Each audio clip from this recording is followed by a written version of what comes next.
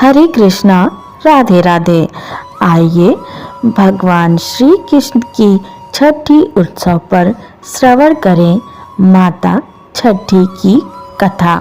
एक समय प्रियव्रत नाम का राजा हुआ करता था। वह स्वभाव से बहुत ही धार्मिक और दयालु प्रवृत्ति का था। उसके विवाह के काफी समय बीत जाने के बाद भी उनको कोई पुत्र नहीं हुआ। इसलिए कश्यप ऋषि ने एक यज्ञ संपन्न किया और उस यज्ञ का फल प्रियव्रत की रानी मालिनी को दे दिया, जिसके फलस्वरूप रानी गर्भवती हो गई और कुछ समय पश्चात उन्होंने एक सुंदर पुत्र को जन्म दिया। परंतु वह मरा हुआ पैदा हुआ, जिसके कारण राजा समेत पूरी प्रजा, मंत्रीगण और स्वयं रानी बहुत ज्यादा दुखी हो गई। राजा अपने मृत पुत्र को सीने से लगाए शमशान में रो रहा था।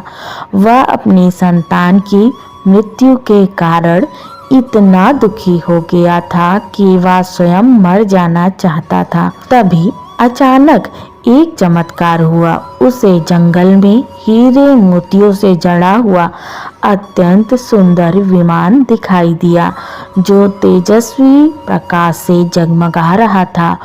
उस रथ पर एक गौर वर्ण की अत्यंत सुंदर स्त्री बैठी हुई थी। उसने रत्नों से जड़ित सुंदर आभूषण पहने हुए थे। उसके नयन नक्श अत्यंत सुंदर थे, जिसे देखकर लगता था मानो उसकी आयु रुक गई हो। उसे सामने देखकर राजा के मन में आदर भाव उत्पन्न हुआ और उसने अपने पुत्र को जमीन पर रख दिया और उस अद्भुत देवी की स्तुति करने लगा। यह स्तुति ही आगे चलकर षष्ठी देवी स्तोत्र के नाम से प्रसिद्ध हुई। इसके पश्चात राजा ने देवी से कहा कि मैं आपको पहचानने में असमर्थ हूँ। देवी, आप कौन हैं? कृपया अपना परिचय दीजिए। इस पर देवी ने अपना परिचय देते हुए कहा कि जब देवताओं की सेना असुरों से हार रही थी, उस समय मैं देवताओं की सेना के रूप में प्रकट हुई और देवताओं को असुरों के ऊपर विजय दिलाई। इस कारण से मुझे देव सेना भी कहा जाता है। ब्रह्मा जी ने मुझे अपने मन से उत्पन्न किया था और भगवान कार्तिकेय को पत्नी के रूप में सौंप दिया था।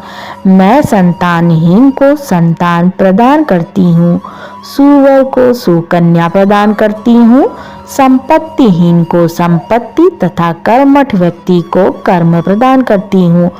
क्योंकि इस संसार में कुछ भी पाने के लिए मनुष्य को कर्म करना आवश्यक है।